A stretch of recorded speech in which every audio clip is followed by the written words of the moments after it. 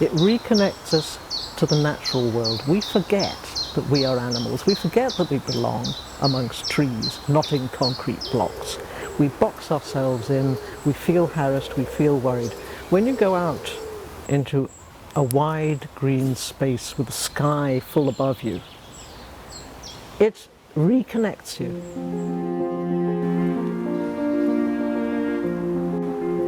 King David I gave the land to the south of the city, a broad swathe of woodland, with the idea that it would serve as the common good.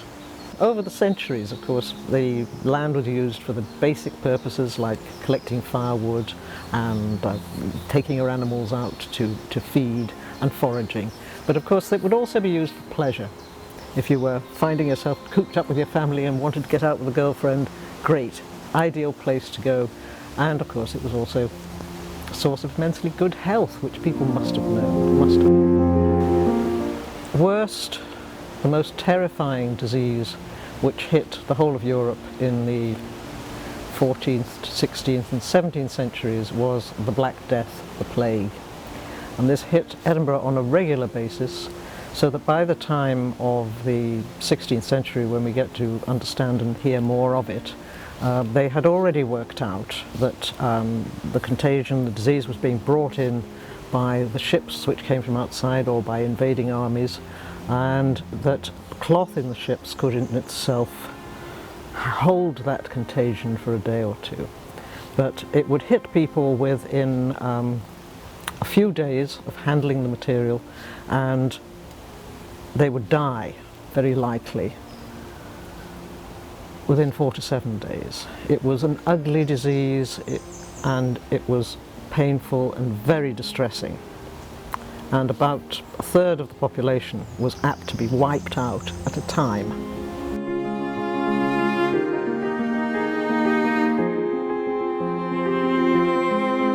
The city realized that it wasn't just enough to clean the streets. You had to shift the people who were diseased out of the city into quarantine. And they used the site that's now the Astley Ainslie site as a hospital, and they built a chapel to St. Roch, who was the saint who was specially concerned with the plague and saving people from the plague, so that the people who were on the site, the sick and their friends who'd come with them, could have somewhere to pray and to have some kind of solace for their sense of grief and for their sins.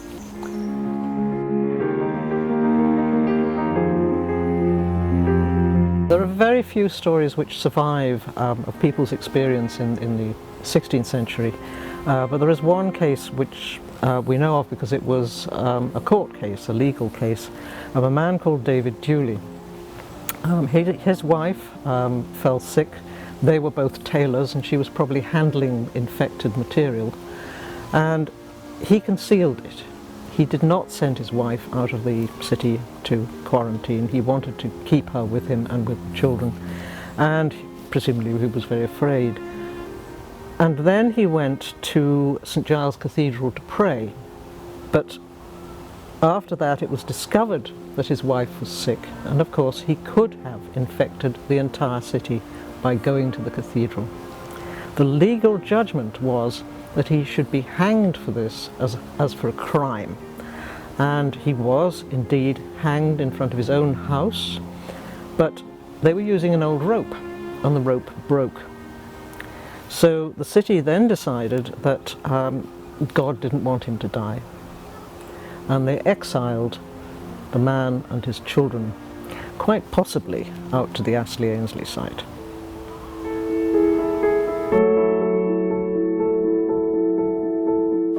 By the 17th century, the land was already known as the land of Canaan, and this even appears on legal documents. What that implied was that this area was a land of milk and honey in the biblical phrase, which indeed it was. Very rich, fertile land on a wonderful south-facing slope.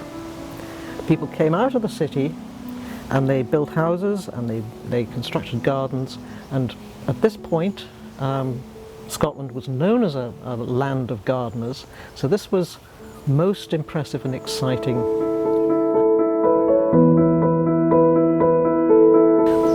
most impressive characters who lived on the site was Professor James Syme, who lived there with his family in Millbank. And the kind of things he was growing are totally unexpected. You would expect him to be growing medical plants, and he did grow a number of these and is known to have done so, but he also grew things like pineapples and bananas and figs. And the idea of pineapples growing in Morningside, in the Grange, is just bizarre, but they succeeded in doing this, and not just any old pineapple, but a top-class pineapple which tasted delicious. Peaches. Wonderful, absolutely amazing. Alongside James Syme's garden was the garden which was effectively on the lands of St. Roch, and this belonged to a couple called Ivory, and they were very enthusiastic about gardening too, and they specialised in trees. They joined a company which went out to America to collect seeds. So they collected the seeds of the massive and wonderful trees that the Americans had naturally there, and they brought them back and they planted them. So that what we see on the site now, particularly at that focal point, could well have been collected in the 1850s and 60s on this Oregon Botanical Company's expedition.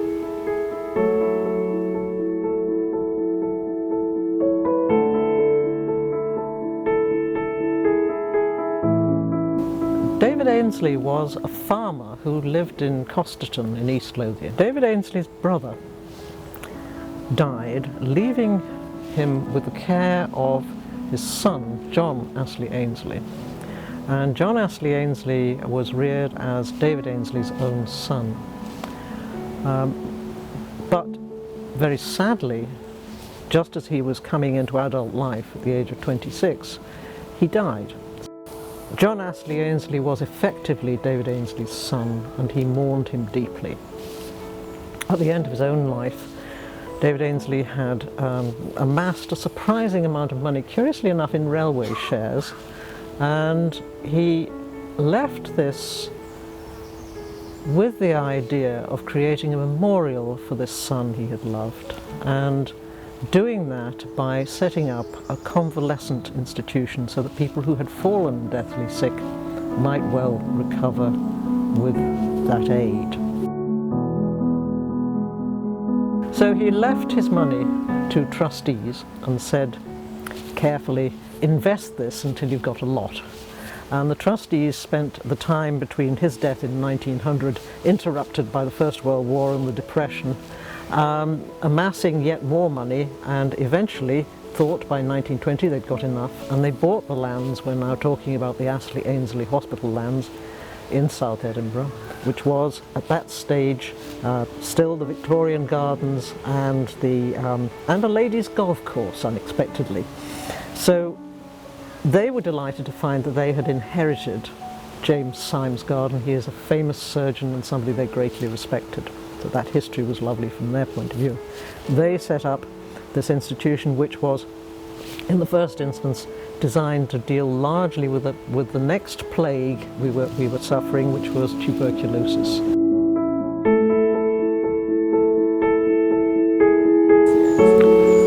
One of the first trustees of the Astley Ainslie was Robert Phillip, who was an expert on tuberculosis. He had been fighting since the late 19th century to find the answers and to sort out this terrible problem which hit the Royal Mile, the centre of Edinburgh, on a regular basis. Children were infected all the time. And one of the things that they were doing in the Astley Ainslie was bringing people out into the good air, away from the risks of further contagion. And the trustees set up, with the aid of the Royal Botanic Gardens, again, improved the gardens and brought in a whole load of plants. Now, interestingly enough, one of the supposed cures for tuberculosis was to go abroad to somewhere like Switzerland. And of course, if you were living in the Royal Mile in a slum, there was no way you were going to be able to do that. So,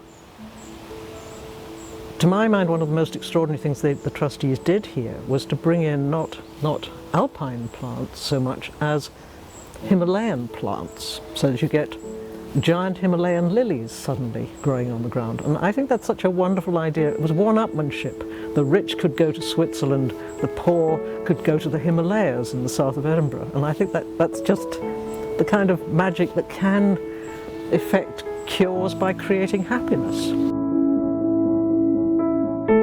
The pavilions that they built on the site were designed like that, so that they're butterfly pavilions, so that they faced south into the sun on the slope, and there were big windows, and they pushed the patients out in their beds, the sick, to recover in the good air, in the light, in the sunshine.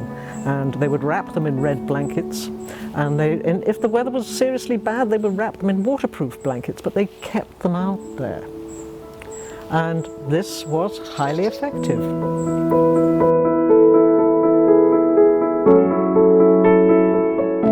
I think that the history of this land, this very long history, nearly 1,000 years in which we have lived in it and with it, in the knowledge that it nurtures us, it benefits us, and it's public, it belongs to us. David Ainslie gave it back to us after it had been in private hands.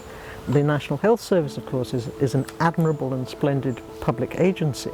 They have used it for the last 70 years for exactly the same purposes, for the recreation and regeneration of health. It would be a shame to lose this central section in what is the green corridor out of the city of Edinburgh, from the meadows through to the braids, which would break the whole link between nature, health and the city. It would be a pity to lose that. It would be tragic to lose that.